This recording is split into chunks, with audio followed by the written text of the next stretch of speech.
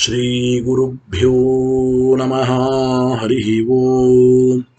ಶ್ರಿಯಪ್ಪತ್ತೇ ನಿತ್ಯ ಗಣಿತ ಗುಣಮಾಣಿಕ್ಯ ವಿಶದ ಪ್ರಭಾಜಾಲೋಲ್ಲಾಸೋಪಹತ ಸಕಲಾವದ್ಯತಮಸೆ ಜಗಜ್ಜನ್ಮಸ್ಥೇಮ ಪ್ರಲಯ ರಚನಾಶೀಲವಪುಷೇ ನಮೋ ಶೇಷಾಂನಾಯ ಸ್ಮೃತಿಹೃದಯದೀಪ್ತಾಯ ಹರಜೇ येन प्रादुर्भावि भूमिवलये व्यस्तारिगो सन्ततिः प्रबोधिश्रुतिपङ्कजं करुणया प्रकाशितत्वं परं ध्वान्तं ध्वंसमनायि साधुनिकरश्चाकारि सन्मार्गगः तेन व्यासदिवाकरेण सततं मात्याजि मे मानसम् व्याप्तिर्यस्य निजे निजे नमःसा पक्षे सपक्षे स्थितिः व्यावृत्तिश्च विपक्षतोत विषये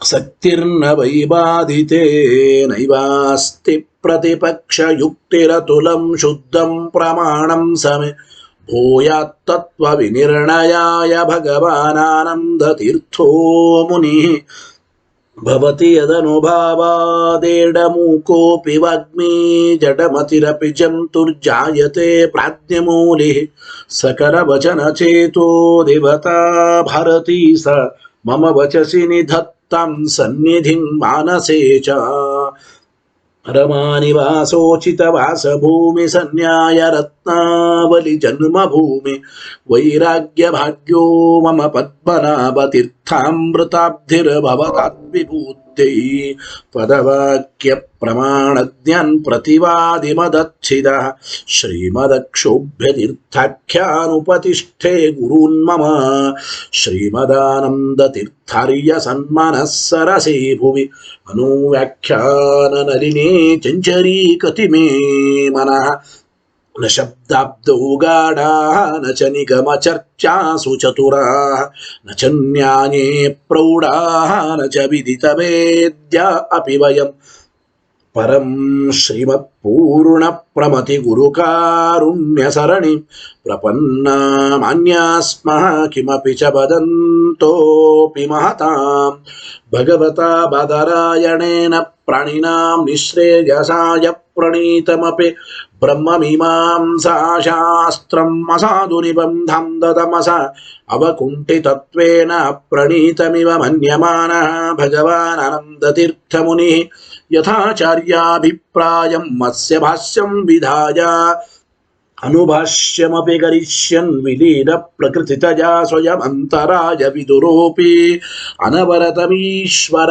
प्रवणकाय करणरुत्तिरपि नारायण प्रणामादिकं पारीप्सितस्य अनन्तराय परिसमाप्तेः प्रचयस्य च हेतुतया अवगीतशिष्टाचार परम्परादिना अवगतम् अवश्यं करणीयं शिष्यान् ग्राहयितुं ग्रन्थादौ निबध्नाति नारायणमिति नारायणं निखिलपूर्णगुणैकदेहं निर्दोषमाप्यतममप्यखिलैः सुवाक्यैः अस्योद्भवादिदमशेष विशेषतोऽपि वन्द्यं सदा प्रियतमं मम सन्नमामि तमेव शास्त्रप्रभवं प्रणम्य जगद्गुरूणां गुरुमञ्जसैव विशेषतो मे परमाख्यविद्य व्याख्यां करोम्यन्वपि चाहमेव ओमो मतातो ब्रह्मजिज्ञासा ॐ श्रुतिक्षीराब्धिमामथ्यधीमं धरमहीभृता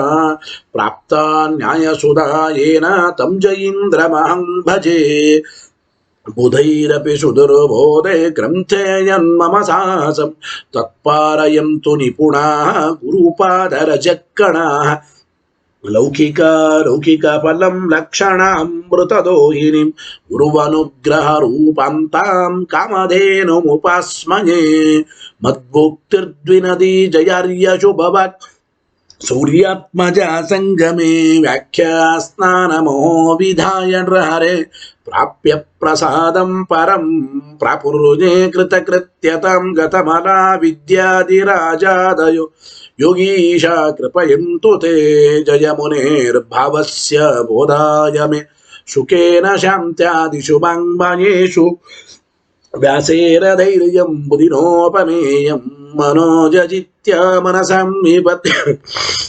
ರಘುತ್ತಮಾಖ್ಯಂ ಸ್ವಗುರುಂ ನಮಾಮಿ ನ ದಗ್ಧಂ ಯಸ್ಯ ಕೌಪೀನಂ ಅಗ್ನೋ ದತ್ತಮಪಿ ಸ್ಫುಟಂ ವೇದೋ ವ್ಯಾಸಗುರುಂ ನೌಮಿ ಶ್ರೀವೇದೇಶ ನಮಸ್ಕೃತಂ ಸತ್ಯನಾಥ ಗುರು ಪಾತು ಯೋಧೀರೋ ನವಚಂದ್ರಿಕಾ ನವಾಮೃತ ಗದಾ ತೀರ್ಥ ತಾಂಡವಾನಿ ವ್ಯಚೀಕೃಪತ ಆರೂಢ ಸಹಸಾ ಯತೀಂದ್ರ ಪದವೀಂ ಗತ್ವಾ ಚ ವಾರಾಣಸಿ ತತ್ರತ್ಯಾನ್ ಕುಮತ ಪ್ರಚಾರ ನಿರತಾನ್ ಅದ್ವೈತ ದಿಗ್ಧಂತಿನಃ ಪ್ರೌಢಾರ್ಥೇ ವಚನೆ ಸುಯುಕ್ತಿ ಖಚಿತೈ ಸಂಬೀಷ ಜನ್ಮೋದಯನ್ ಸತ್ಯಧ್ಯಾನ ಸುಖೇ ಸರಿ ವಿಜಯತೆ ಪಾದಾಸಿತ ಶ್ರೀಪತೆ ಪ್ರಾವೋಚದ್ಯೋತಿಕಂ ನ್ಯಾಯ ಸುಧಾವಾಕ್ಯಾರ್ಥ ಚಂದ್ರಿಕಾಂ ಸತ್ಯ ಪ್ರಜ್ಞ ಗುರುರುದದ್ಯಾತ್ ಪ್ರಜ್ಞಾಂ ವೈದಾಂತಿಕಿಂ ಸದಾ ಬಂಧುಸ್ತ್ವಂ ಗುರುರಿಷ್ಟ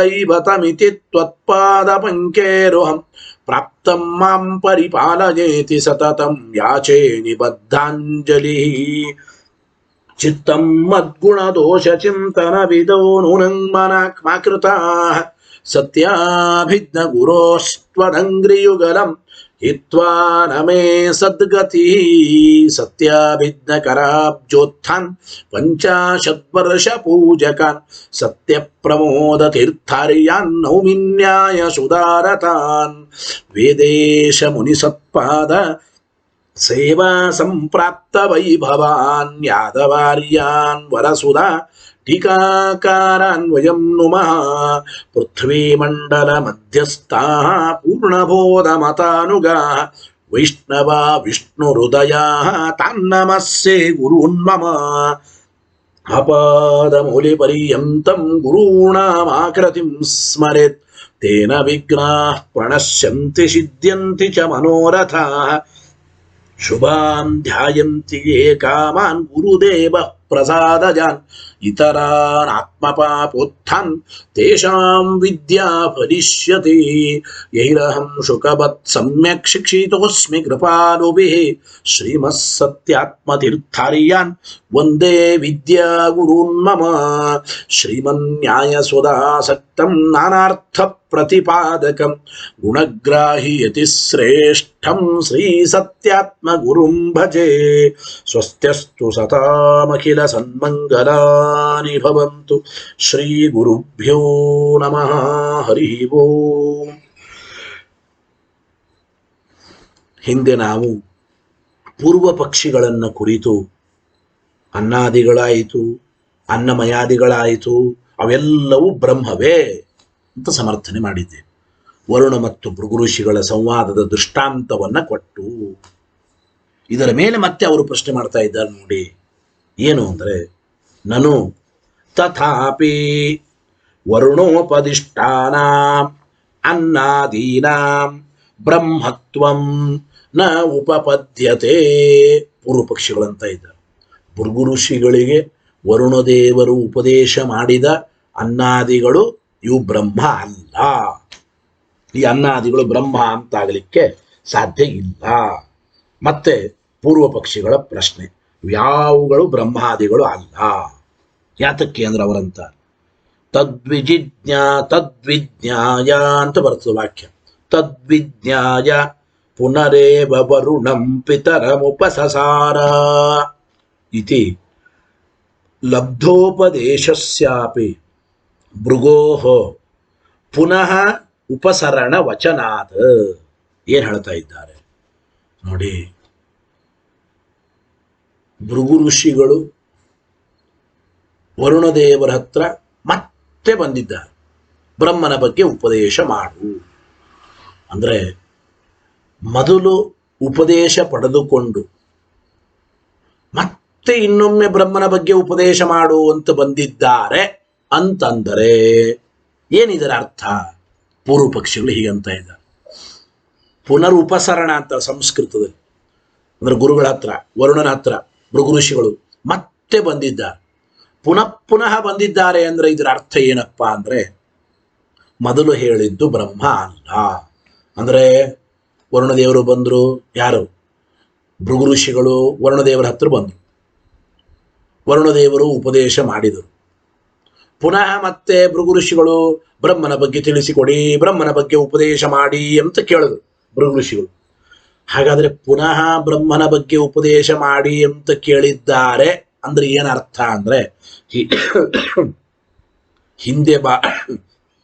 ಹಿಂದೆ ಮಾಡಿದ ಉಪದೇಶ ಅದು ಬ್ರಹ್ಮನ ಬಗ್ಗೆ ಉಪದೇಶ ಅಲ್ಲ ಅಂತಾಗುತ್ತದೆ.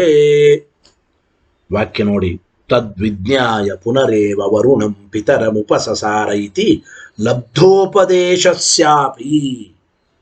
ಭೃಗು ಋಷಿಗಳು ಹಿಂದೆ ಬಂದು ವರುಣದೇವರ ಹತ್ರ ಉಪದೇಶ ಪಡೆದಿದ್ದಾರೆ.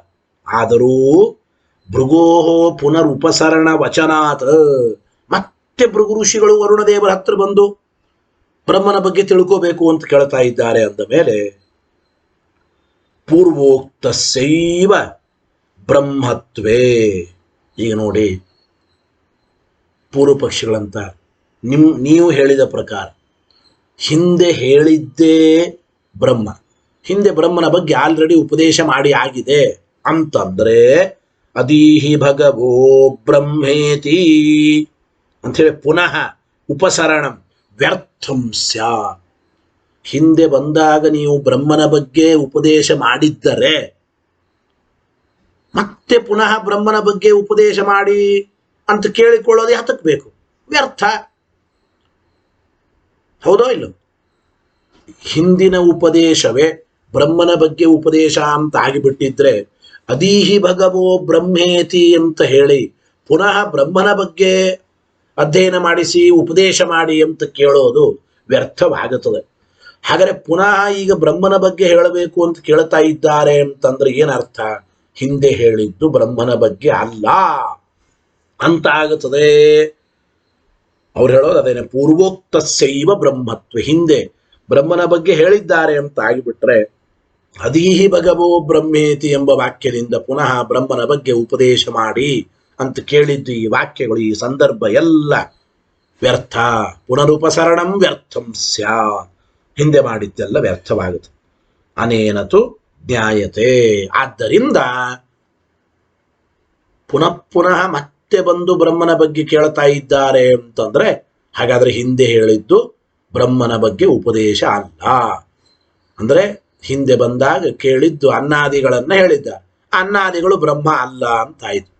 ಹಿಂದೆ ಬಂದಾಗ ಅನ್ನಾದಿಗಳು ಬ್ರಹ್ಮವೇ ಅಂತ ಆಗಿಬಿಟ್ಟಿದ್ರೆ, ಅನ್ನಾದಿಗಳೇ ಬ್ರಹ್ಮ ಅಂತ ವರುಣದೇವರು ಹೇಳಿದ್ರೆ ಬ್ರಹ್ಮನ ಬಗ್ಗೆ ಮತ್ತೆ ತಿಳಿಸಿಕೊಡಿ ಅಂತ ಕೇಳುವ ಮತ್ತೆ ಬರುವ ಪ್ರಶ್ನೆನೇ ಬರ್ತಾ ಇರಲಿಲ್ಲ. ತೇನ ಜ್ಞಾಯತೆ ನ ಪೂರ್ವೋಪದಿಷ್ಟಂ ಬ್ರಹ್ಮ ಇತಿ.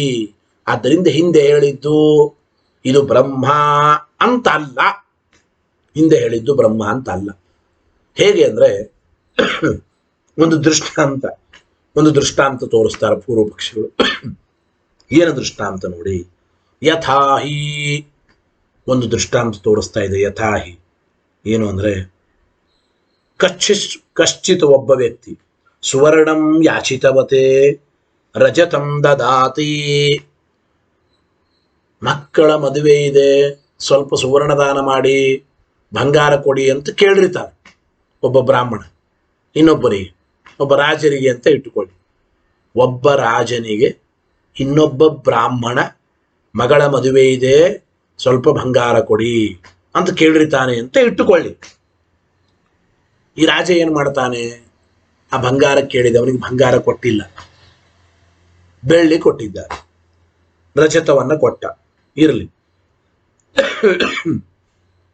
ಕಶ್ಚಿತ ಒಬ್ಬ ವ್ಯಕ್ತಿ ಸುವರ್ಣಂ ಯಾಚಿತವತೆ, ಬಂಗಾರವನ್ನ ಕೇಳಿದ ವ್ಯಕ್ತಿಗೆ ರಜತಂ ದದಾತಿ, ಬೆಳ್ಳಿಯನ್ನ ಕೊಟ್ಟ. ಇವನು ಸೋಪಿ ಗೃಹೀತ್ವಾ, ಆ ಬೆಳ್ಳಿಯನ್ನು ತೆಗೆದುಕೊಂಡು ಆ ವ್ಯಕ್ತಿ ಮತ್ತೆ ವಿಚಾರ ಮಾಡಿ, ಸೋಪಿ ಗೃಹೀತ್ವ ಮತ್ತೆ ವಿಚಾರ ಮಾಡಿ, ಆಲೋಚ್ಯ ವಿಚಾರ ಮಾಡಿ ಪುನಃ ಮತ್ತೆ ಸುವರ್ಣಂ ದೇಹಿ ಇತಿ ಯಾಚತೆ, ಬಂಗಾರ ಕೊಡ್ರಿ ಅಂತ ಕೇಳಿದ.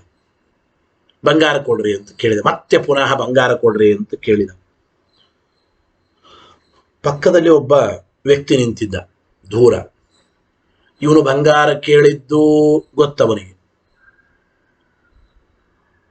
ಆದರೆ ಇವನು ಬೆಳ್ಳಿ ಕೊಟ್ಟಿದ್ದಾನೆ ರಾಜ.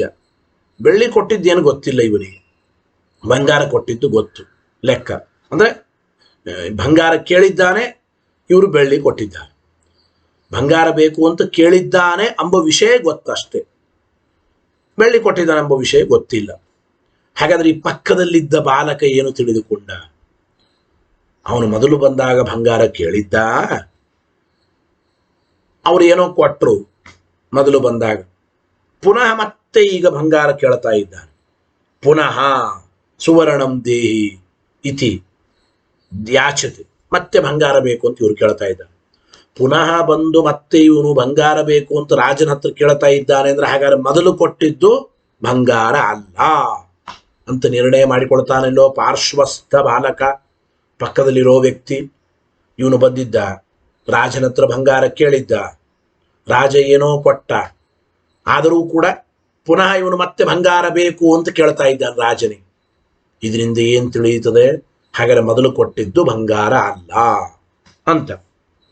ತೇನ ಪಾರ್ಶ್ವಸ್ಥಃ ಜಾನಾತಿ ಪ್ರಾಕ್ ದತ್ತಂ ಅನ್ಯದೇವ. ಮತ್ತೆ ಇವನು ಬಂಗಾರ ಬೇಕು ಅಂತ ಕೇಳ್ತಾ ಇದ್ದಾನೆ ಅಂದ್ರೆ ಹಾಗಾದ್ರೆ ಮೊದಲು ಕೊಟ್ಟು ಕಳಿಸಿದ್ದು ಬಂಗಾರ ಕೊಟ್ಟು ಕಳಿಸಿಲ್ಲ, ಬಂಗಾರ ಕೊಟ್ಟಿಲ್ಲ.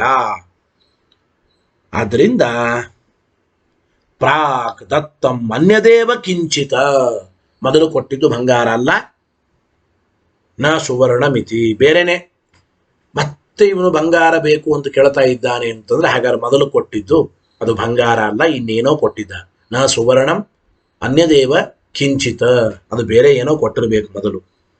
ಮೊದಲು ಬಂಗಾರನೇ ಕೊಟ್ಟಿದ್ರೆ ಮತ್ತೆ ಯಾಕೆ ಇವನು ಬಂದು ಕೇಳ್ತಾನೆ?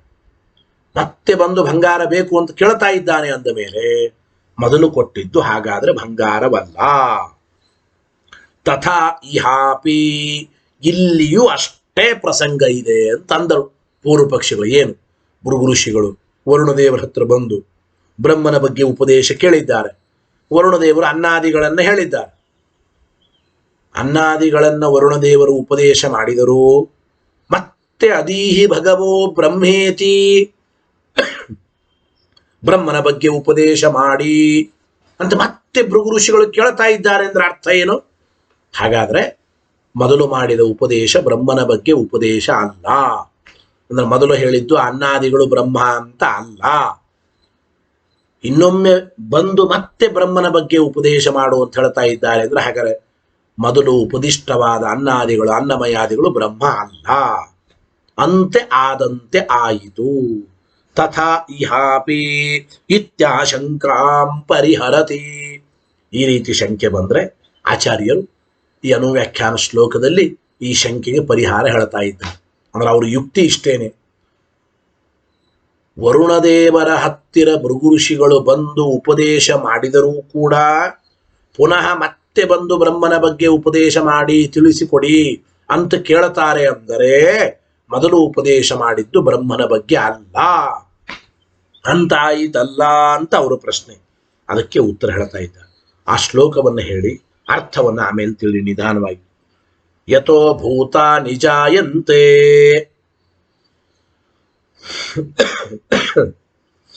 ಇತ್ಯಾದ್ಯೈರ್ಲಕ್ಷಣೈ ಸ್ವಯಂ ಲಕ್ಷಿತಂ ಗುರುಣಾ ಪಶ್ಚಾತ್ ತಪಸೈವಾಪರೋಕ್ಷಿತಂ.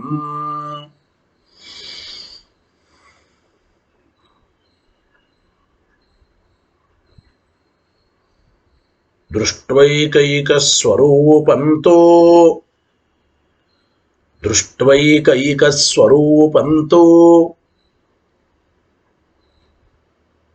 ಸಮಸ್ತೋಕ್ತಾನುದರ್ಶನಂ.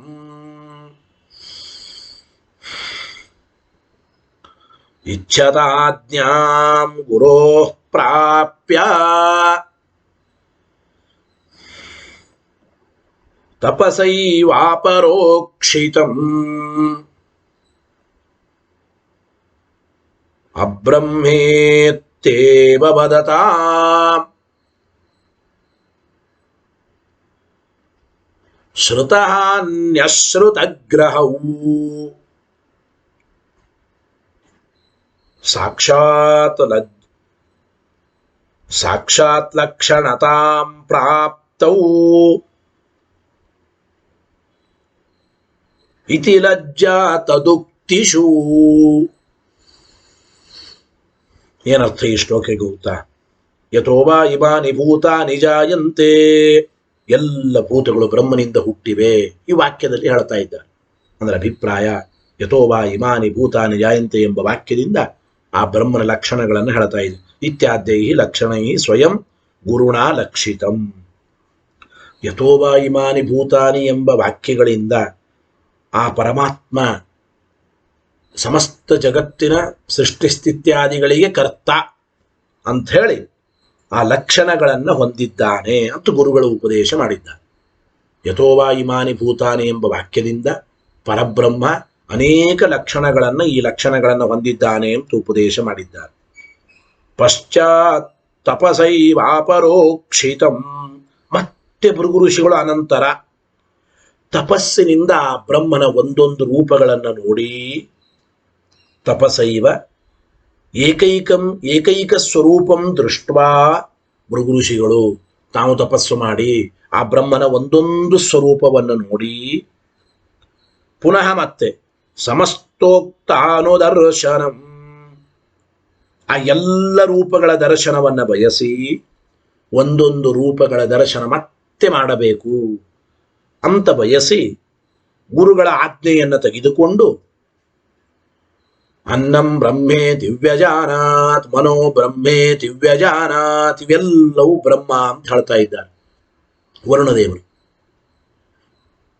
ಅನ್ನ ಬ್ರಹ್ಮ ಎಂಬುದನ್ನ ಮೊದಲು ತಪಸ್ಸು ಮಾಡಿ ಪ್ರತ್ಯಕ್ಷ ಮಾಡಿಕೊಂಡು ಮತ್ತೆ ಪುನಃ ಬಂದು ಗುರುಗಳ ಆಜ್ಞೆಯನ್ನ ಪಡೆದು ಪ್ರಾಣ ತತ್ವವು ಬ್ರಹ್ಮ ಅಂತ ಸಾಕ್ಷಾತ್ಕಾರ ಮಾಡಿಕೊಂಡ್ರು. ಪ್ರತಿ ಬಾರಿ ಬರುವಾಗಲೂ ಗುರುಗಳ ಆಜ್ಞೆ ತೆಗೆದುಕೊಂಡು ಒಂದೊಂದು ತತ್ವ ಬ್ರಹ್ಮ ಎಂಬುದನ್ನು ತಿಳಿದಿದ್ದಾರೆ. ದೃಷ್ಟೈಕ ಸ್ವರೂಪಂತು ಸಮಸ್ತೋಕ್ತಾನು ದರ್ಶನ, ಗುರುಗಳ ಆಜ್ಞೆಗಾಗಿ ಬಂದದ್ದು. ಪುನಃ ಬಂದಿದ್ದಾರೆ ಅಂತ ಹೇಳಿ ಹಿಂದೆ ಬ್ರಹ್ಮನನ್ನು ಹೇಳಿಲ್ಲ, ಈಗ ಮತ್ತೆ ಬ್ರಹ್ಮನನ್ನು ತಿಳಿಯೋದಕ್ಕೆ ಬಂದಿದ್ದಾರೆ, ಹಂಗರ್ಥ ಅಲ್ರಿ. ಒಂದೊಂದು ತತ್ವವು ಬ್ರಹ್ಮ ಅಂತ ಪ್ರತ್ಯೇಕವಾಗಿ ತಪಸ್ಸು ಮಾಡಿ ತಿಳಿಯೋದಕ್ಕಾಗಿ, ಮುಂದಿನ ಬ್ರಹ್ಮತತ್ವದ ಬಗ್ಗೆ ಅಪರೋಕ್ಷ ಮಾಡಿಕೊಳ್ತೇನೆ ಆಜ್ಞೆ ಕೊಡಿ ಅಂತ ಈ ರೀತಿ ಗುರುಗಳ ಹತ್ರ ಆಜ್ಞೆ ಕೇಳೋದಕ್ಕಾಗಿ ಭೃಗು ಋಷಿಗಳು ಬಂದದ್ದು ಅಂತ ಅಭಿಪ್ರಾಯ. ಗೊತ್ತಾಯಿತೋ ಇಲ್ಲ? ಒಂದು ವೇಳೆ ಆ ಬ್ರಹ್ಮ ಅಲ್ಲ ಅಂತ ಆಗಿಬಿಟ್ರೆ, ಅನ್ನಾದಿಗಳು ಬ್ರಹ್ಮ ಅಲ್ಲ ಅಂತ ಅಂದುಬಿಟ್ರೆ, ಅಬ್ರಹ್ಮೇತ್ತೇವ ವದತಾಂ ಶ್ರುತಹಾನ್ಯಶ್ರುತಗ್ರಹೋ, ಶ್ರುತಹಾನಿ ಅಶ್ರುತಗ್ರಹ, ಹೇಳಿದ್ದು ಕೈ ಬಿಡಬೇಕಾಗುತ್ತದೆ, ಇಲ್ಲದೆ ಇದ್ದದ್ದನ್ನು ಸ್ವೀಕಾರ ಮಾಡಬೇಕಾಗುತ್ತೆ. ಶ್ರುತಹಾನಿ ಅಶ್ರುತ, ಇದು ಶ್ರುತಹಾನಿ ಹೇಳಿದ್ದನ್ನ ಕೈ ಬಿಡಬೇಕು, ಅಶ್ರುತ ಗ್ರಹಣ ಇಲ್ಲದೆ ಇದ್ದದ್ದನ್ನು ಸ್ವೀಕಾರ ಮಾಡಬೇಕು ಎಂಬ ಎರಡು ಲಕ್ಷಣಗಳೇ ನಿಮಗೆ ಮುಖ್ಯ ಲಕ್ಷಣವಾಗುತ್ತವೆ. ಸಾಕ್ಷಾತ್ ಲಕ್ಷಣತಾಂ ಪ್ರಾಪ್ತವು, ಶ್ರುತಹಾನಿ ಅಶ್ರುತ ಗ್ರಹಣ ಎಂಬ ಎರಡು ದೋಷಗಳು ನಿಮಗೆ ಬರಬೇಕಾಗುತ್ತವೆ ಅಂತ ಅರ್ಥ. ಆದ್ದರಿಂದ ಅನ್ನಾದಿಗಳು ಬ್ರಹ್ಮ ಅಲ್ಲ ಅಂತ ಅವರು ಹೇಳುವ ಮಾತುಗಳಲ್ಲಿ ಆ ದೋಷಗಳನ್ನು ಹೇಳೋದಕ್ಕೆ ನಮಗೇ ನಾಚಿಕೆ ಆಗುತ್ತದೆ ಅಂತ ಇದ್ದಾರೆ. ಇತಿ ಲಜ್ಜಾ ತದುಕ್ತಿಷು, ನಮಗೇ ನಾಚಿಕೆಯಾಗುತ್ತದೆ ಆಚಾರ ಅಂತ ಇದ್ದಾರೆ. ಅನ್ನಾದಿಗಳನ್ನು ಬ್ರಹ್ಮ ಅಲ್ಲ ಅಂತ ಹೇಳುವ ನಿಮ್ಮ ವಾಕ್ಯಗಳನ್ನು ನೋಡಿ ನಮಗೆ ನಾಚಿಕೆ ಆಗುತ್ತದೆ ದೋಷ ಹೇಳೋದಕ್ಕೆ. ಅಂದ್ರೆ ಸ್ಪಷ್ಟವಾಗಿ ನಿಮಗೆ ದೋಷ ಇದ್ದ ಮೇಲೆ ನಾವೇನು ಪ್ರತ್ಯೇಕ ಹೇಳೋದು, ನಮಗೇ ನಾಚಿಕೆ ಆಗುತ್ತದೆ ಎಂಬ ಅಭಿಪ್ರಾಯದಿಂದ ಇಲ್ಲಿ ತಿಳಿಸಿಕೊಡ್ತಾ ಇದ್ದಾರೆ. ಏನು ಹೇಳದಂಗಾಯಿತು ಒಟ್ಟು ಈ ಪ್ಯಾರ ನೋಡಿ, ಸ್ವಲ್ಪ ದೊಡ್ಡ ಪ್ಯಾರ. ಈ ಪ್ಯಾರ ಮುಗಿಸಿ ಇವತ್ತಿನ ಪಾಠವನ್ನು ಮುಗಿಸೋಣ. ಏನು ಹೇಳ್ತಾ ಇದ್ದಾರೆ? ಅಯಮರ್ಥ, ಒಟ್ಟು ಇಷ್ಟು ಅರ್ಥ ಏನಪ್ಪ ಅಂದ್ರೆ, ನ ಪುನಃ ಉಪಸರಣ ಅನ್ಯಥಾನುಪಪತ್ಯ ಪೂರ್ವೋಪದಿಷ್ಟಸ್ಯ ಅಬ್ರಹ್ಮತ್ವಂ ಕಲ್ಪ್ಯಂ. ಟೀಕಾರ ಹೇಳ್ತಾ ಇದ್ದಾರೆ, ವರುಣದೇವರ ಹತ್ರ ಭೃಗು ಋಷಿಗಳು ಮತ್ತೆ ಬಂದು ಬ್ರಹ್ಮನ ಬಗ್ಗೆ ಉಪದೇಶ ಮಾಡಿ ಅಂತ ಕೇಳಿದ್ದಾರೆ ಅಂದ ಮಾತ್ರಕ್ಕೆ, ಅಂದ್ರೆ ಪುನಃ ಬ್ರಹ್ಮನ ಬಗ್ಗೆ ಬಂದು ಕೇಳ್ತಾ ಇದ್ದಾರೆ ಅಂದ ಮಾತ್ರಕ್ಕೆ ಹಿಂದೆ ಹೇಳಿದ್ದು ಅವುಗಳು ಬ್ರಹ್ಮ ಅಲ್ಲ ಅಂತೇನು ಆಗಬೇಕಾಗಿಲ್ಲ. ಅವುಗಳು ಬ್ರಹ್ಮ ಅಲ್ಲ ಅಂತ ಹಂಗೇನು ಆಗಬೇಕಾಗಿಲ್ಲ. ಅಂದ್ರೆ ಪುನರುಪಸರಣ ಅನ್ಯಥಾನುಪಪತ್ಯ ಪೂರ್ವ ಪಕ್ಷಿಗಳು ಹೇಳಿದ್ದು. ಮತ್ತೆ ಬಂದು ಬ್ರಹ್ಮನ ಬಗ್ಗೆ ಹೇಳ್ರಿ ಅಂತ ಕೇಳ್ತಾ ಇದ್ದಾರೆ ಅಂದ ಮೇಲೆ ಮೊದಲು ಉಪದೇಶ ಮಾಡಿದ್ದು ಅವುಗಳು ಬ್ರಹ್ಮ ಅಲ್ಲ ಅಂತ ನಮಗೂ ತಿಳಿಯುತ್ತದೆ ಅಂತ ಈ ರೀತಿ ಪೂರ್ವ ಪಕ್ಷಿಗಳಂದ್ರು ಹಂಗನಬೇಡ್ರಿ. ಪುನರುಪಸರಣ ಅನ್ಯಥಾನುಪಪತ್ಯ, ಪೂರ್ವ ಉಪದಿಷ್ಟವಾದದ್ದು ಬ್ರಹ್ಮ ಅಲ್ಲ ಅಂತ ಕಲ್ಪನೆ ಮಾಡಬೇಡಿ. ಯಾಕೆ? ಮತ್ತೆ ಉಪದೇಶ ಮಾಡಿ ಅಂತ ಬಂದಿದ್ದಾರೆ ಅಂದ್ರೆ ಅಭಿಪ್ರಾಯ ಏನು? ಮತ್ತೆ ಬರುವಿಕೆ ವರುಣದೇವರ ಹತ್ರ, ಗುರುಗಳ ಹತ್ರ, ಭೃಗು ಋಷಿಗಳು ಮತ್ತೆ ಬಂದದ್ದು ಇದು ಬೇರೆ ರೀತಿ ಕೂಡಿಸ್ಬೋದು. ಅವರು ಮತ್ತೆ ಬಂದಿದ್ದಾರೆ ಎಂಬುದು ಹಿಂದೆ ಹೇಳಲ್ಪಟ್ಟದ್ದು ಬ್ರಹ್ಮ ಅಲ್ಲ ಎಂಬುದಕ್ಕೆ ಗಮಕ ಅಲ್ಲ. ಪುನರುಪಸರಣಸ್ಯ ಅನ್ಯಥಾ ಉಪಪತ್ತೇ, ಭೃಗು ಋಷಿಗಳ ಮತ್ತೆ ಬರುವಿಕೆ ಇದು ಬೇರೆ ರೀತಿಯೂ ನಾವು ವ್ಯವಸ್ಥೆ ಮಾಡಬಹುದು, ಹೇಳಬಹುದು.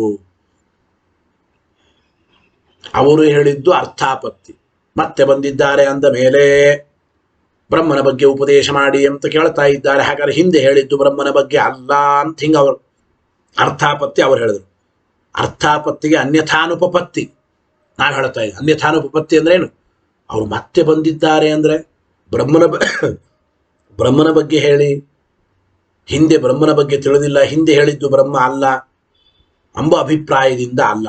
ಇದು ಬೇರೆ ರೀತಿ ಕೂಡಿಸ್ಬೋದು.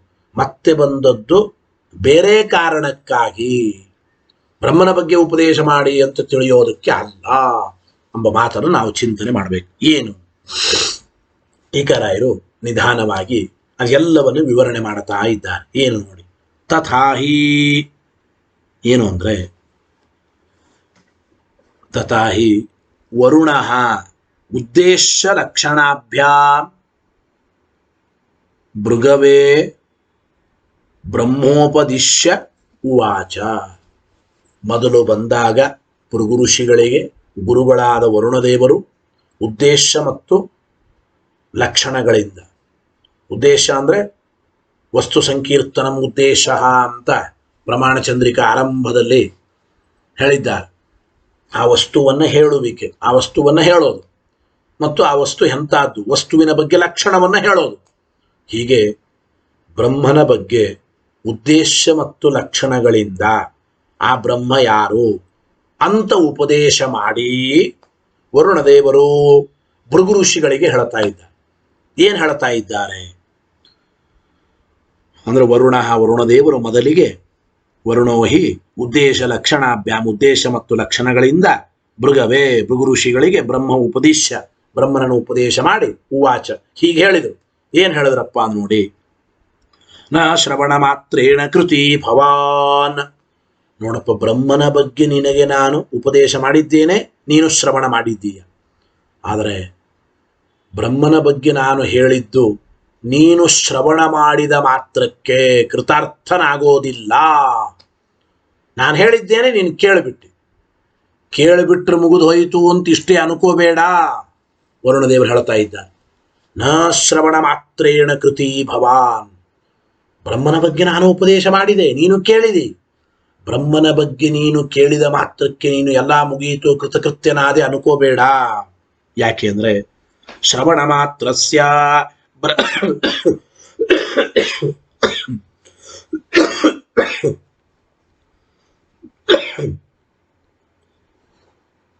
ಕೇವಲ ಶ್ರವಣ ಇದು ಬ್ರಹ್ಮ ಸಾಕ್ಷಾತ್ಕಾರಕ್ಕೆ ಕಾರಣವಾಗುವುದಿಲ್ಲ. ಭೃಗು ಋಷಿಗಳು ಹೇಳ್ತಾ ಇದ್ದಾರೆ, ಕೇವಲ ಶ್ರವಣ ಸರ್ವಥಾ ಬ್ರಹ್ಮ ಸಾಕ್ಷಾತ್ಕಾರಕ್ಕೆ ಕಾರಣ ಆಗುವುದಿಲ್ಲ. ಶ್ರವಣ ಮಾತ್ರಸ್ಯ ಬ್ರಹ್ಮ ಸಾಕ್ಷಾತ್ಕಾರ ಅಸಾಧನತ್ವಾತ್. ಕೇವಲ ಶ್ರವಣ ಸರ್ವಥಾ ಬ್ರಹ್ಮ ಸಾಕ್ಷಾತ್ಕಾರಕ್ಕೆ ಸಾಧನೆ ಆಗೋದಿಲ್ಲ. ಬೇಡ ಬ್ರಹ್ಮ ಸಾಕ್ಷಾತ್ಕಾರ ಯಾತಕ್ಕೆ ಬೇಕು, ಬಿಟ್ಟೇ ಬಿಡುತ್ತೇವೆ ಅಂದ್ರೆ ಹಾಗೆ ಹೇಳಲಿಕ್ಕೆ ಬರೋದಿಲ್ಲ. ಯಾಕೆ ಅಂದ್ರೆ, ಸಾಕ್ಷಾತ್ಕಾರ ಸೈವ ಮೋಕ್ಷ ಸಾಧನತ್ವಾದ. ಬರೇ ಬ್ರಹ್ಮತತ್ವದ ಬಗ್ಗೆ ಶ್ರವಣ ಮಾಡಿಬಿಟ್ಟೆ ಸಾಕು, ಅಂತಾಗೋದಿಲ್ಲ. ಗೊತ್ತಾಯ್ತ ವಿಷಯ? ನೋಡಿ ಹೇಳ್ತಾ ಇದ್ದಾರೆ, ಕೇವಲ ಬ್ರಹ್ಮನ ಬಗ್ಗೆ ಕೇಳಿದ ಮಾತ್ರಕ್ಕೆ ಆ ಬ್ರಹ್ಮನ ಸಾಕ್ಷಾತ್ಕಾರ ಆಗೋದೇ ಇಲ್ಲ. ಸಾಕು, ಬ್ರಹ್ಮನ ಬಗ್ಗೆ ಕೇಳ್ಬಿಡ್ತೇನೆ, ಬ್ರಹ್ಮನ ಸಾಕ್ಷಾತ್ಕಾರ ತಗೊಂಡು ಏನ್ ಮಾಡ್ಬೇಕು, ನಂಗೆ ಬೇಡ ಅಂದ್ರೆ ಹಂಗೂ ಹೇಳಲಿಕ್ಕಾಗಲ್ಲ. ಮೋಕ್ಷ ಬೇಕಾದ್ರೆ ಬ್ರಹ್ಮನ ಸಾಕ್ಷಾತ್ಕಾರ ಬೇಕೇ ಬೇಕು. ಮೋಕ್ಷಕ್ಕೆ ಕಾರಣವಾದದ್ದು ಬ್ರಹ್ಮ ಸಾಕ್ಷಾತ್ಕಾರವೇ ಹೊರತು ಬೇರೆದಲ್ಲ. ಸರಿ, ಹಾಗಾದ್ರೆ ಮೋಕ್ಷ ಬೇಕಾದ್ರೆ ಬ್ರಹ್ಮ ಸಾಕ್ಷಾತ್ಕಾರ ಬೇಕೇ ಬೇಕು. ಹಾಗ ಬ್ರಹ್ಮ ಸಾಕ್ಷಾತ್ಕಾರ ಬೇಕಾದರೆ ಸಾಕ್ಷಾತ್ಕಾರಕ್ಕೆ ಬೇಕಾದ ಸಾಧನೆಯನ್ನ ಮಾಡಬೇಕು. ಹಾಗಾದ್ರೆ ಸಾಕ್ಷಾತ್ಕಾರಕ್ಕೆ ಬೇಕಾದ ಸಾಧನೆಗಳಲ್ಲಿ ಶ್ರವಣ ಮಾತ್ರನ ಅಲ್ಲ, ಸಾಕ್ಷಾತ್ಕಾರ ಸೈವ ಮೋಕ್ಷ ಸಾಧನತ್ವಾದ. ಹಾಗಾದ್ರೆ ಸಾಕ್ಷಾತ್ಕಾರಕ್ಕೆ ಕೇವಲ ಶ್ರವಣ ಎಂಬುದು ಕಾರಣ ಆಗೋದಿಲ್ಲ. ಹಾಗಾದ್ರೆ ವರುಣದೇವರಂದ್ರು, ನೀನು ಕೇವಲ ಕೇಳಿದ ಮಾತ್ರಕ್ಕೆ ಕೃತಾರ್ಥನಲ್ಲ, ಕೇವಲ ಬ್ರಹ್ಮನ ಬಗ್ಗೆ ತಿಳಿದ ಮಾತ್ರಕ್ಕೆ ಬ್ರಹ್ಮನ ಸಾಕ್ಷಾತ್ಕಾರ ಆಗೋದಿಲ್ಲ. ಅತಃ, ಆದ್ರಿಂದ ಅತಃ ತ್ವಯಾ ಮನನ ನಿಧಿಧ್ಯಾಸನ ರೂಪಂ ತಪಃ ಕರಣೀಯಮಿತಿ. ಆದ್ದರಿಂದ ಭೃಗು, ವರುಣದೇವರು ಹೇಳ್ತಾ ಇದ್ದಾರೆ, ಮನನ ನಿಧಿಧ್ಯಾಸನ ರೂಪವಾದ ತಪಸ್ಸನ್ನು ನೀನು ಮಾಡಬೇಕು. ಬ್ರಹ್ಮನ ಬಗ್ಗೆ ನಾನು ಉಪದೇಶ ಮಾಡಿದ್ದೇನೆ, ಆದರೆ ಬ್ರಹ್ಮನ ಬಗ್ಗೆ ನೀನು ಕೇಳಿದ ಮಾತ್ರಕ್ಕೆ ಕೃತಾರ್ಥನಲ್ಲ. ಕೇವಲ ಶ್ರವಣ ಇದು ಬ್ರಹ್ಮ ಸಾಕ್ಷಾತ್ಕಾರಕ್ಕೆ ಸಾಧನವೂ ಅಲ್ಲ. ಆದ್ದರಿಂದ ನೀನು ಈಗ ಶ್ರವಣ ಮಾಡಿದ್ದಿ, ಶ್ರವಣ ಮಾಡದ ಮೇಲೆ ಮಾಡುವ ಮುಂದಿನ ಕೆಲಸ ಏನಪ್ಪಾ ಅಂದ್ರೆ ಮನನ ನಿಧಿಧ್ಯಾಸನ ರೂಪವಾದ ತಪಸ್ಸನ್ನ ಮಾಡಬೇಕು. ಈಗ ಶ್ರವಣ ಮಾಡಿದ್ದಿ, ಕೇವಲ ಬರೇ ಶ್ರವಣ ಮಾಡಿದ್ರೆ ನಡೆಯೋದಿಲ್ಲ.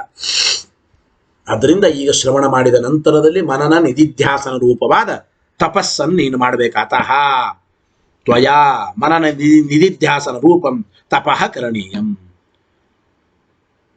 ಸಚ ಏವಂ ಉಪದಿಷ್ಟಂ ಅಷ್ಟರೂಪಃ. ಉಪದಿಷ್ಟ ಅಷ್ಟರೂಪಃ. ಟೀಕಾಕೃತ್ಪಾದರ ಶಬ್ದ ಎಷ್ಟು ಚೆನ್ನಾಗಿದೆ ನೋಡಿ. ಸಚ ಏವಂ ಉಪದಿಷ್ಟ ಅಷ್ಟರೂಪಃ. ಹಾಗಾದ್ರೆ ವರುಣದೇವರು ಆ ಭೃಗು ಋಷಿಗಳಿಗೆ ಉಪದೇಶ ಮಾಡಿದ ಬ್ರಹ್ಮನ 8 ರೂಪಗಳು, ಅನ್ನಮಯ, ಪ್ರಾಣಮಯ, ಮನೋಮಯ, ವಿಜ್ಞಾನಮಯ, ಆನಂದಮಯ, ಚಕ್ಷುಷು, ಶ್ರೋತ್ರ, ವಾಕ್, ಈ ರೀತಿ 8 ಬ್ರಹ್ಮನ ರೂಪಗಳನ್ನ ಏನು ವರುಣದೇವರು ಉಪದೇಶ ಮಾಡಿದ್ದಾರೋ ಆ 8 ಬ್ರಹ್ಮನ ಸ್ವರೂಪವನ್ನು ಏಕಕಾಲಕ್ಕೆ ಸಾಕ್ಷಾತ್ಕಾರ ಮಾಡಿಕೊಳ್ಳಿಕ್ಕಾಗುತ್ತದ? ಆಗೋದಿಲ್ಲ. ಏವಂ ಉಪದಿಷ್ಟ ಅಷ್ಟರೂಪಃ ಯುಗಪತ್ ಸರ್ವಸ್ಯ ಸಾಕ್ಷಾತ್ಕರ್ತು ಅಶಕ್ಯತ್ವಾತ್. ಏಕಕಾಲಕ್ಕೆ 8 ಭಗವದ್ ರೂಪಗಳ ಸಾಕ್ಷಾತ್ಕಾರ ಮಾಡಿಕೊಳ್ಳೋದು ಆಗೋದಿಲ್ಲ, ಕಷ್ಟ.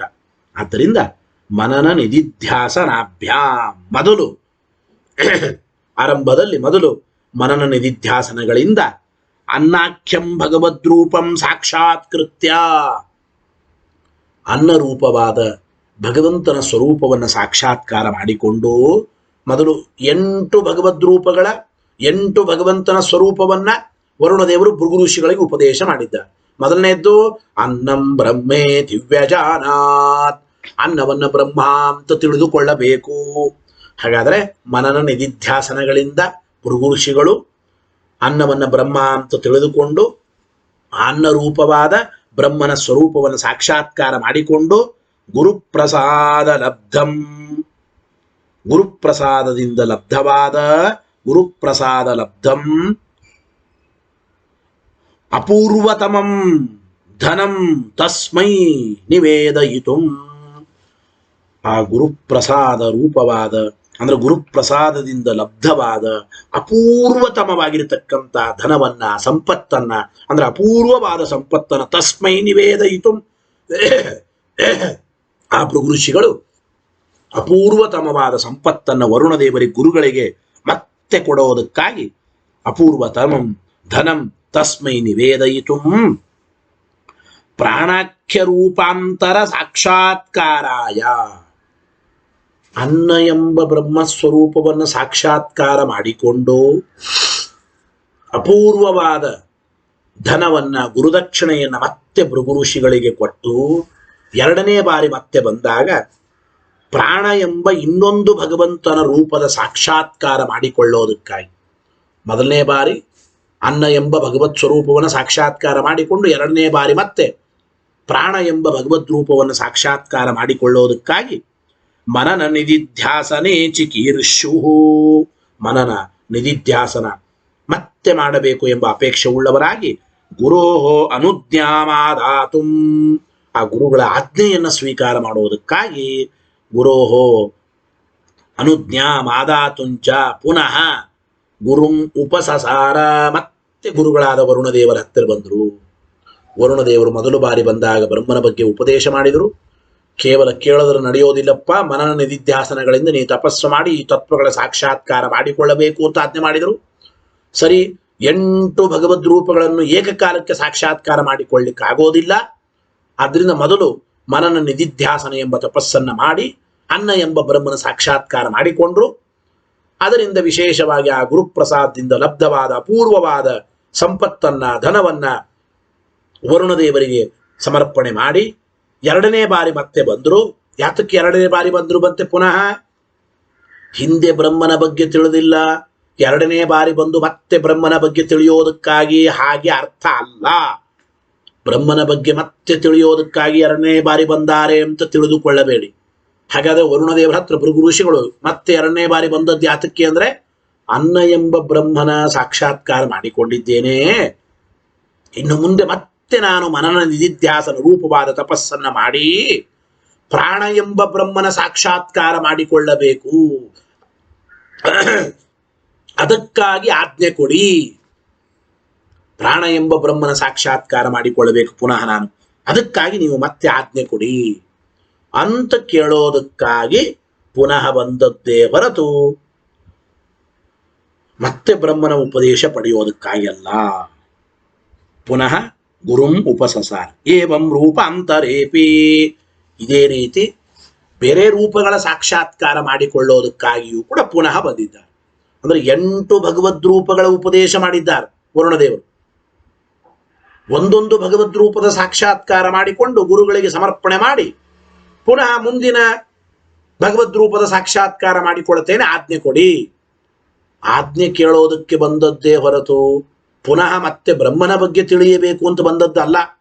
ವರುಣದೇವರು 1ನೇ ಬಾರಿ ಬಂದಾಗ 8 ರೂಪದ ಭಗವಂತನ ಬ್ರಹ್ಮನ ಉಪದೇಶ ಮಾಡಿ ಆಗಿದೆ.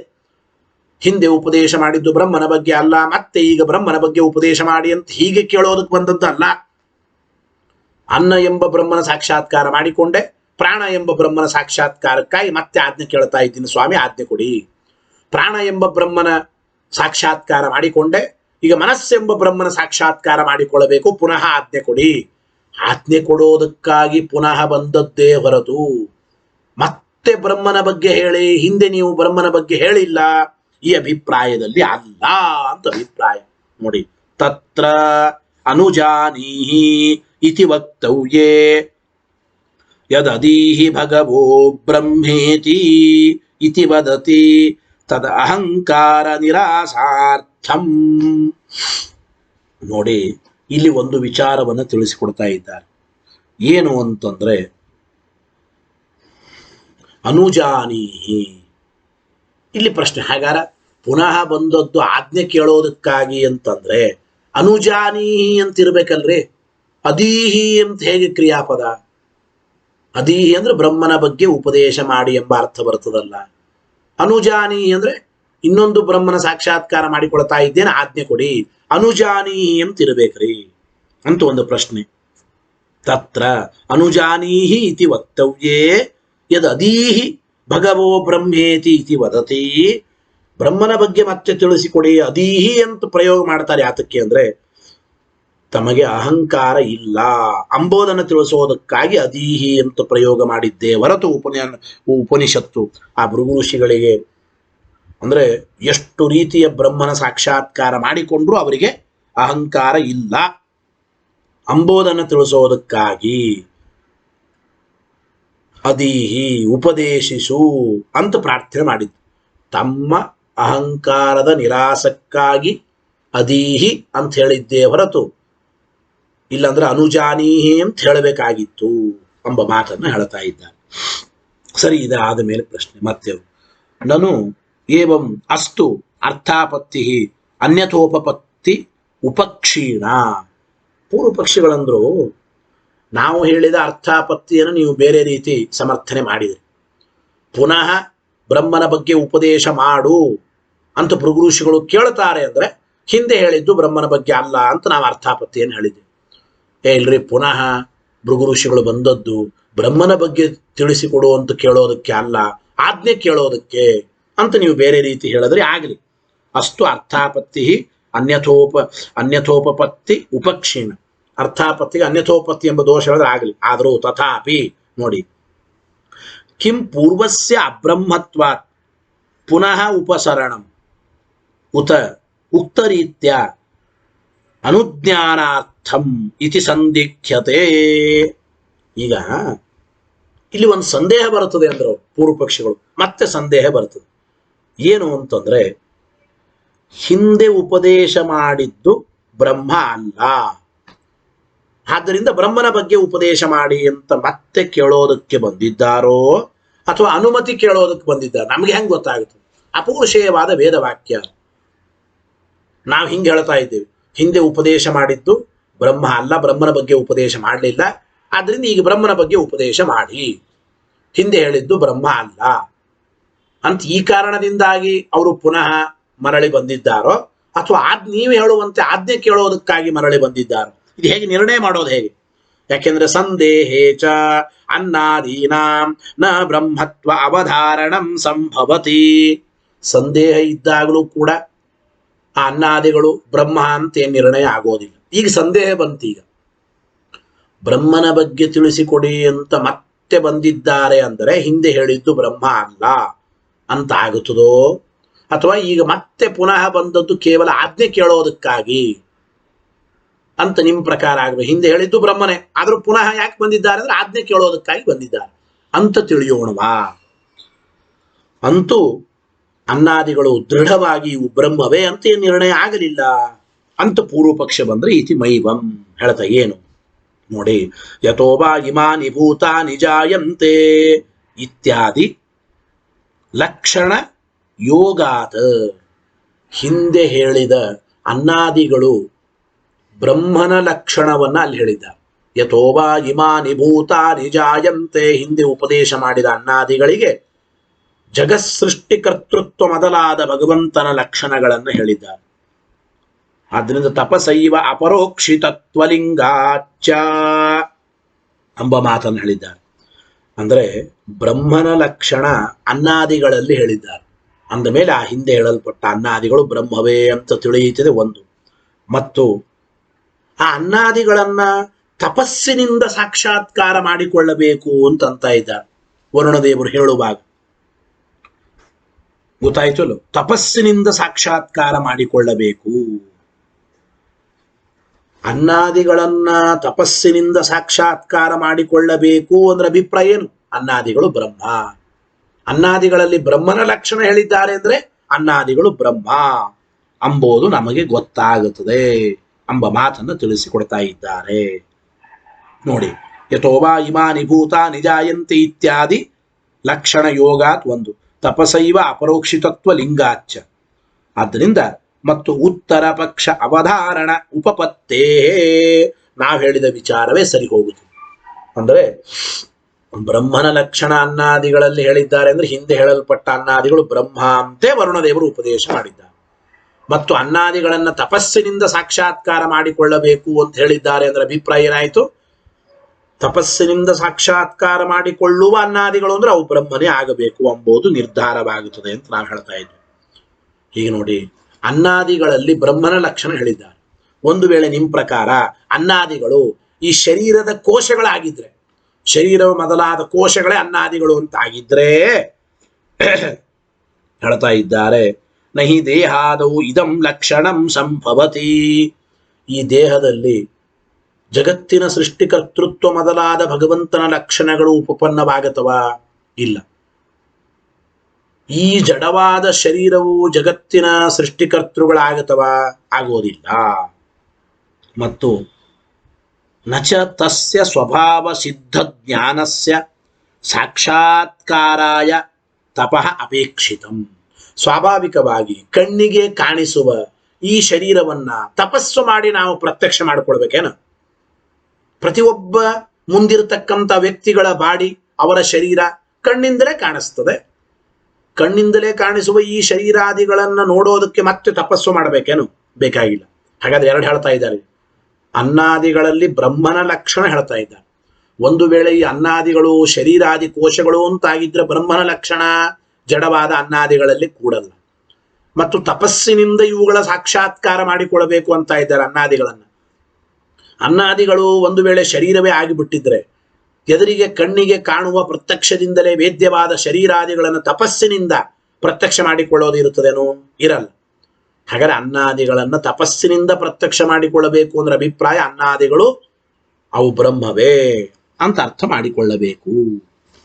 ಕಿಂಚ ಮತ್ತು ಪೂರ್ವಸ್ಯ ಅಬ್ರಹ್ಮತ್ವೇ. ನೋಡಿ, ಹಿಂದೆ ವರುಣದೇವರು ಭೃಗು ಋಷಿಗಳಿಗೆ ಉಪದೇಶ ಮಾಡಿದ್ದು ಬ್ರಹ್ಮ ಅಲ್ಲ ಅಂತ ಆಗಿಬಿಟ್ಟಿದ್ರೆ ಆವಾಗ ಪುನರುಪಸರಣೆ, ಹಿಂದೆ ಹೇಳಿದ್ದು ಬ್ರಹ್ಮ ಅಲ್ಲ ಅಂತ ಆಗಿಬಿಟ್ಟಿದ್ರೆ ಪುನಃ ಮತ್ತೆ ಭೃಗು ಋಷಿಗಳು ಬಂದರು. ಪುನರೇ ಬವರುಣಂ ಪಿತರಮುಪಸಸಾರ ಅಂತ ಬಂದರು. ಪುನಃ ಬಂದಾಗ ಏನು ಹೇಳಬೇಕಾಗಿತ್ತು? ಪುನರುಪಸರಣೆ. ಆವಾಗ ಏನು ಹೇಳಬೇಕಾಗಿತ್ತು? ಸತಪಸ್ತಪ್ತ್ವಾ ಅನ್ನಂ ಅಬ್ರಹ್ಮೇ ದಿವ್ಯಜಾನಾತ್ ಅಂತ ವಾಕ್ಯ ಇರಬೇಕು. ಹಿಂದೆ ಹೇಳಿದ್ದು ಬ್ರಹ್ಮ ಅಲ್ಲ ಅಂತ ಆಗಿಬಿಟ್ಟಿದ್ರೆ ಪುನಃ ವರುಣದೇವರು ಮತ್ತೆ ಉಪದೇಶಕ್ಕೆ ಬಂದಾಗ ಹಾಗಾದ್ರೆ ವರುಣದೇವರು ಏನು ಹೇಳಬೇಕು? ಹಿಂದೆ ಹೇಳಿದ್ದು ಬ್ರಹ್ಮ ಅಲ್ಲ, ಅನ್ನವನ್ನ ಬ್ರಹ್ಮ ಅಂತ ತಿಳಿಯಬೇಡ, ಅನ್ನವನ್ನ ಅಬ್ರಹ್ಮ ಅಂತ ತಿಳಿ, ಅನ್ನಂ ಅಬ್ರಹ್ಮೇ ದಿವ್ಯಜಾನಾತ್ ಅಂತ ಆಗ್ಬೇಕು. ಮತ್ತು ನ ಅನ್ನಾದ್ದೇವ ಖಲ್ವಿಮಾನಿ ಭೂತಾನಿ ಜಾಯಂತೆ, ಅನ್ನಾದ್ದೇವ ಖಲ್ವಿಮಾನಿ ಭೂತಾನಿ ಜಾಯಂತೆ ವಾಕ್ಯ ಇದೆ. ನಿಮ್ಮ ಪ್ರಕಾರ ಏನಿರಬೇಕು?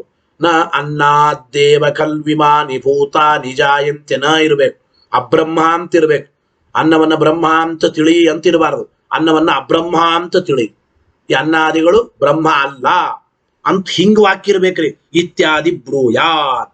ಹಾಗಿರದೇನೆ ಅನ್ನವನ್ನ ಬ್ರಹ್ಮ ಅಂತ ತಿಳಿ ಅಂತ ಹೇಳ್ತಾ ಇದ್ದಾರೆ. ಎರಡನೇ ಸಲ ಬಂದಾಗ ಅನ್ನಾದಿಗಳನ್ನೇ ಬ್ರಹ್ಮ ಅಂತ ಹೇಳ್ತಾ ಇದ್ದಾರೆ. ಅಂದ ಮೇಲೆ ಅನ್ನಾದಿಗಳು ಬ್ರಹ್ಮನೇ ಅಂತೆ ಹಿಂದೇನೆ ಉಪದೇಶ ಮಾಡಿದ್ದಾರೆ. ಏವಂ ಬ್ರಹ್ಮತ್ವ ಜ್ಞಾಪಕೇಶು ಶ್ರುತಿಷು ಶ್ರುತೇಶ್ವಪಿ. ಈ ರೀತಿ ಅನ್ನಾದಿಗಳು ಬ್ರಹ್ಮ ಅಂತ ತಿಳಿಸೋದಕ್ಕೆ ಬೇಕಾದಷ್ಟು ಜ್ಞಾಪಕಗಳಿವೆ. ಹಿಂದೆ ಹೇಳಿದ್ದು ಬ್ರಹ್ಮನ ಬಗ್ಗೆ ಉಪದೇಶ ಮಾಡಿದ್ದಾರೆ ವರುಣದೇವರು. ಪುನಃ ಯಾತಕ್ಕೆ ಬಂದಿದ್ದಾರೆ ಅಂದ್ರೆ ಒಂದೊಂದು ಪ್ರತ್ಯೇಕವಾದ ಅನ್ನ, ಪ್ರಾಣ, ಮನಸ್ಸು ಮೊದಲಾದವುಗಳು ಅವು ಬ್ರಹ್ಮ ಅಂತ ಸಾಕ್ಷಾತ್ಕಾರ ಮಾಡಿಕೊಳ್ಳೋದಕ್ಕಾಗಿ, ಆಜ್ಞೆ ತೆಗೆದುಕೊಳ್ಳೋದಕ್ಕಾಗಿ ಪುನಃ ಬಂದದ್ದೇ ಹೊರತು ಹಿಂದೆ ಹೇಳಿದ್ದು ಬ್ರಹ್ಮ ಅಲ್ಲ ಎಂಬ ದೃಷ್ಟಿಯಿಂದ ಅಲ್ಲ.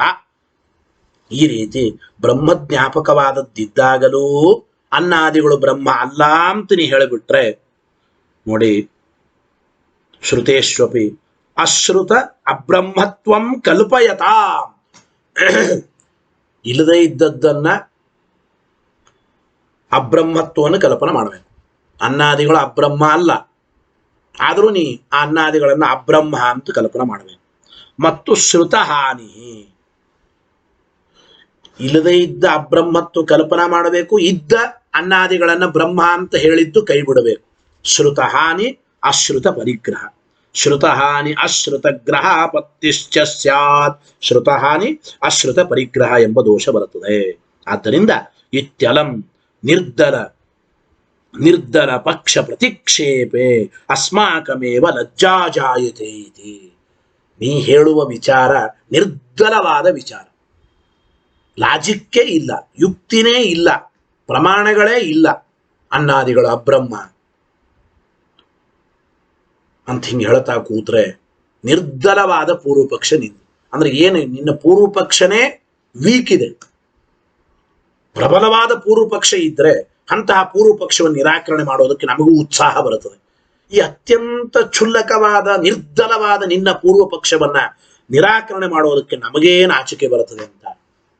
ಶ್ರುತ ಹಾನಿ ಅಶ್ರುತ ಪರಿತ್ಯಾಗ, ಉಲ್ಟ ಮಾಡಿ, ಶ್ರುತ ಹಾನಿ ಇದ್ದದ್ದನ್ನ ಕೈ ಬಿಡಬೇಕಾಗುತ್ತದೆ, ಅಶ್ರುತ ಗ್ರಹ ಇಲ್ಲದೆ ಇದ್ದದ್ದನ್ನು ಸ್ವೀಕಾರ ಮಾಡಬೇಕಾಗುತ್ತದೆ. ಇಂತಹ ನಿರ್ದಲವಾದ ಪೂರ್ವ ಪಕ್ಷ ನಿರಾಕರಣೆ ಮಾಡೋದಕ್ಕೆ ನಮಗೇ ನಾಚಿಕೆ ಆಗುತ್ತದೆ. ಅಕ್ಷರಾರ್ಥಸ್ಥೋ ಸ್ಫುಟ ಏವ. ಇಲ್ಲಿ ವಿಶೇಷವಾಗಿ ಆಚಾರ್ಯರು ಹೇಳಿರತಕ್ಕಂತಹ ಅಕ್ಷರಾರ್ಥ ಅತ್ಯಂತ ಸ್ಪಷ್ಟವಾಗಿದೆ ಎಂಬ ಮಾತನ್ನ ಇಲ್ಲಿ ತಿಳಿಸಿಕೊಡ್ತಾ ಇದ್ದಾರೆ. ಗೊತ್ತಾಯಿತೋ ಇಲ್ಲ? ಅಂದರೆ ಅನುವ್ಯಾಖ್ಯಾನದಲ್ಲಿ ಹೇಳಿದ ಅರ್ಥ ಅತ್ಯಂತ ಸ್ಪಷ್ಟವಾಗಿದೆ. ನಿರ್ದಲವಾದ ನಿನ್ನ ಪೂರ್ವ ಪಕ್ಷ ನಿರಾಕರಣೆ ಮಾಡೋದಕ್ಕೆ ನಮಗೆ ನಾಚಿಕೆಯಾಗುತ್ತಾ ಇದೆ. ಅಕ್ಷರಾರ್ಥಸ್ತು ಸ್ಫುಟ ಏವ ಸೂತ್ರಾಕ್ಷರಾಣ ಅನಾನುಗುಣ್ಯಂತೋ ಭಗವತಾನ ಯುತ್ಪಾದಿತಂ. ಮತ್ತು ನಿಮ್ಮ ಪೂರ್ವ ಪಕ್ಷ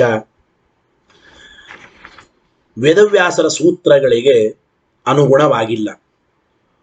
ನಿಮ್ಮ ಪೂರ್ವ ಪಕ್ಷ ವೇದವ್ಯಾಸರ ಸೂತ್ರಗಳಿಗೆ ಅನುಗುಣವಾಗಿಲ್ಲ ಅಂಬೋದಕ್ಕಾಗಿ ಇದನ್ನು ನಿರಾಕರಣೆಯೂ ಮಾಡಿಲ್ಲ ಅಂದ್ರು. ಗೊತ್ತಾಯಿತೋ ಇಲ್ಲ? ಅಂದ್ರೆ ನೋಡಿ, ನಿಮ್ಮ ವ್ಯಾಖ್ಯಾನ ಸರ್ವಥಾ ಸೂತ್ರದ ಪದಗಳಿಗೆ ಅನುಗುಣವಾಗಿಲ್ಲ, ಅದಕ್ಕಾಗಿ ಭಾಷ್ಯಕಾರರು ಶ್ರೀಮದ್ ಆಚಾರ್ಯರು ಅದನ್ನು ತೋರಿಸಲೂ ಇಲ್ಲ ಅಂತಂದ್ರು. ಅದನ್ನು ಸರ್ವಥಾ ತೋರಿಸಲೂ ಇಲ್ಲ. ಸೂತ್ರಾಕ್ಷರಾಣ ಅನಾನುಗುಣ್ಯಂತು ಭಗವತ ನ ಯುತ್ಪಾದಿತ, ಇಲ್ಲಿ ತೋರಿಸೇ ಇಲ್ಲ. ಅಷ್ಟು ನಿರ್ದಲವಾದ ಪಕ್ಷ ನಿಮ್ಮದು. ಆದ್ರಿಂದ ತಸ್ಯ ಪರೇಣ ಸ್ವಯಮೇವ ಅಂಗೀಕೃತತ್ವ. ಪರಕೀಯರೇ, ನಮ್ಮ ಭಾಷ್ಯ, ನಮ್ಮ ಸೂತ್ರ ವ್ಯಾಖ್ಯಾನ ಇದು ಸೂತ್ರಕ್ಕೆ ಅನುಗುಣವಾಗಿಲ್ಲ ಎಂಬುದನ್ನು ಪರಕೀಯರೇ ಒಪ್ಪಿದ್ದಾರೆ ಅಂತ ಹೇಳ್ತಾರೆ ಟೀಕಾರಾಯರು. ನೋಡಿ, ಯಾಕೆಂದ್ರೆ ಯೋಹಿ ಸ್ವಯಮೇವ ಸೌವ್ಯಾಖ್ಯಾನಸ್ಯ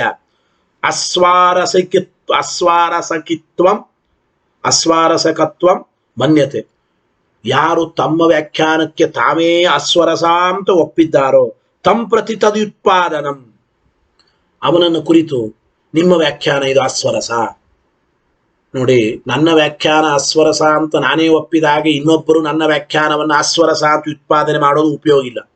ಸತ್ತವನನ್ನ ಮತ್ತೆ ಮರಳಿ ಕೊಂದಂತೆ ಡೆಡ್ ಬಾಡಿಗೆ ಹೋಗಿ ಹೊಡೆಯೋದು, ಅದು ಏನು ಉಪಯೋಗ? ಹಾಗೆ ಹೇಳ್ತಾ ಇದ್ದಾರೆ. ಮೃತ ಮಾರಣಮಿವ ನಿರಾಕರ್ತುರೇವ ಲಜ್ಜಾಕರಂ. ಸತ್ತವನನ್ನ ಮರಳಿ ಕೊಲ್ಲೋದು ಅಂಬೋದು, ಡೆಡ್ ಬಾಡಿಗೆ ಹೋಗಿ ಹೊಡೆದ, ಏನು ಉಪಯೋಗ? ಇದು ನಾಚಿಕೆಗೇಡು. ಹಾಗೆ ನಿನ್ನ ಪಕ್ಷ, ನೀ ಮಾಡಿದ ವ್ಯಾಖ್ಯಾನ ಅದು ಅಸ್ವರಸ ಅಂತ ನೀನೇ ಒಪ್ಪುಕೊಂಡಿದ್ದಿ. ನಿನ್ನ ವ್ಯಾಖ್ಯಾನಕ್ಕೆ ಮತ್ತೆ ಅಸ್ವಾರಸ್ಯವನ್ನ ತೋರಿಸೋದು ಇದು ನಾಚಿಕೆಗೇಡಿನ ಸಂಗತಿ. ಅದಕ್ಕಾಗಿ ಭಾಷ್ಯಕಾರರು ಸ್ಪಷ್ಟವಾಗಿ ಹೇಳಿಲ್ಲ, ಅವರನ್ನು ನಿರಾಕರಣೆ ಮಾಡಿಲ್ಲ ಎಂಬ ಅಭಿಪ್ರಾಯವನ್ನು ಹೇಳ್ತಾ ಇದ್ದ. ಅತಃ ಏವ ಆಹ, ಆದ್ದರಿಂದಲೇ ಹೇಳಿದ್ರು ಇತಿ ಪ್ರಕಾರೇಣ ತದುಕ್ತಿಷು. ಆದ್ದರಿಂದ ಅವರು ಹೇಳಿರತಕ್ಕಂಥದ್ದಲ್ಲಿ ವಿಷಯ ಭೂತಾಸು ದೂಷಣಾಭಿಧಾನೆ ಅಸ್ಮಾಕಮೇವ ಲಜ್ಜಾ ಇತಿ. ಈ ಕಾರಣದಿಂದಾಗಿ ಇತಿ ಲಜ್ಜಾ ತದುಕ್ತಿಷು ಅಂದ್ರು. ಅತಃ ಆಹ ಇತಿ ಲಜ್ಜಾ ತದುಕ್ತಿಷು ಅಂತ ಹೇಳ್ತಾ ತಿಳಿಸಿಕೊಡ್ತಾ ಇದ್ದಾರೆ. ಅವರು ಹೇಳುವ ವಿಷಯದಲ್ಲಿ ಮಾತುಗಳಲ್ಲಿ ದೋಷವನ್ನು ಹೇಳೋದಕ್ಕೆ ನಮಗೇ ನಾಚಿಕೆ ಆಗುತ್ತೆ. ಅಷ್ಟು ಅಬದ್ಧವಾದ ನಿಮ್ಮ ಪೂರ್ವ ಪಕ್ಷ ಅಂತ ತಿಳಿಸಿಕೊಡ್ತಾ ಇದ್ದಾರೆ. ಪ್ರಯೋಜನವಿಲ್ಲ ಎಂಬ ಮಾತನ್ನು ಹೇಳಿದಂತಾಯಿತು. ಆದ್ದರಿಂದ ಹಿಂದೆ ಉಪದೇಶ ಮಾಡಿದ ಅನ್ನಾದಿಗಳು ಬ್ರಹ್ಮ ಅಲ್ಲ ಅಂತ ನೀನಂದ್ರೆ ಶ್ರುತಹಾನಿ ಅಶ್ರುತ ಪರಿಗ್ರಹ ಎಂಬ ದೋಷಗಳು ಬರುತ್ತದೆ. ಅತ್ಯಂತ ಅಸ್ವರಸವಾದ ನಿನ್ನ ವ್ಯಾಖ್ಯಾನವನ್ನ, ಅದು ನೀನು ಒಪ್ಪಿದ್ದನ್ನೇ ನಾವು ಪ್ರತ್ಯೇಕ ಹೇಳಬೇಕಾಗಿಲ್ಲ, ನಮಗೆ ನಾಚಿಕೆ ಬರ್ತಾ ಇದೆ ನಿನ್ನನ್ನು ನಿರಾಕರಣೆ ಮಾಡೋದಕ್ಕೆ. ಅಷ್ಟು ನಿರ್ದಲವಾದ ಪೂರ್ವ ಪಕ್ಷ ನಿಂದು ಉಪಯೋಗವಿಲ್ಲ. ಮತ್ತು ವರುಣದೇವರು ಭೃಗು ಋಷಿಗಳಿಗೆ ಉಪದೇಶ ಮಾಡುವಾಗ ಭೇದವೇ ಪ್ರಾಪ್ತವಾಗಿದೆ. ಭೇದ ಒಪ್ಪದೇ ಹೊರತು ಇಲ್ಲಿ ಪ್ರಸಂಗವನ್ನು ಕೂಡಿಸ್ಲಿಕ್ಕಾಗಲ್ಲ. ಜೀವಬ್ರಹ್ಮರಲ್ಲಿ ಭೇದ ಒಪ್ಪದೇ ಹೊರತು ಇಲ್ಲಿಯ ಪ್ರಸಂಗ ಕೂಡಿಸ್ಲಿಕ್ಕಾಗಲ್ಲ ಎಂಬ ಮಾತನ್ನು ತಿಳಿಸಿಕೊಡ್ತಾ ಇದ್ದಾರೆ. ಭೇದ ವ್ಯಪದೇಶಾಚ್ಯ ಎಂಬುದಕ್ಕೆ ಪೂರ್ವ ಪಕ್ಷಗಳು ಏನು ವ್ಯಾಖ್ಯಾನ ಮಾಡ್ತಾರೆ, ಅದು ಹೇಗೆ ಏನು, ಆ ಎಲ್ಲ ವಿಚಾರ ಮತ್ತೆ ನಾಳಿನ ಪಾಠದಲ್ಲಿ ತಿಳಿಯೋಣ. ಹರಯೇ ನಮಃ. ಶ್ರೀಕೃಷ್ಣಾರ್ಪಣಮಸ್ತು. ನಾಳೆ ಆಚಾರ್ಯರು ನೇರವಾಗಿ ಮಠದಲ್ಲೇ ಪಾಠ ಹೇಳಿದರೆ ನಮ್ಮ ಪಾಠವು ನೇರವಾಗಿ ಮಠದಲ್ಲೇ ಇರುತ್ತದೆ. ಆಚಾರ್ಯರ ಪಾಠ ಇಲ್ಲ ಅಂದ್ರೆ ಆನ್ಲೈನ್ ಪಾಠ ನಮ್ದು ಮುಂದುವರಿಯುತ್ತದೆ. ಹರಯೇ ನಮಃ. ಶ್ರೀಕೃಷ್ಣಾರ್ಪಣಮಸ್ತು.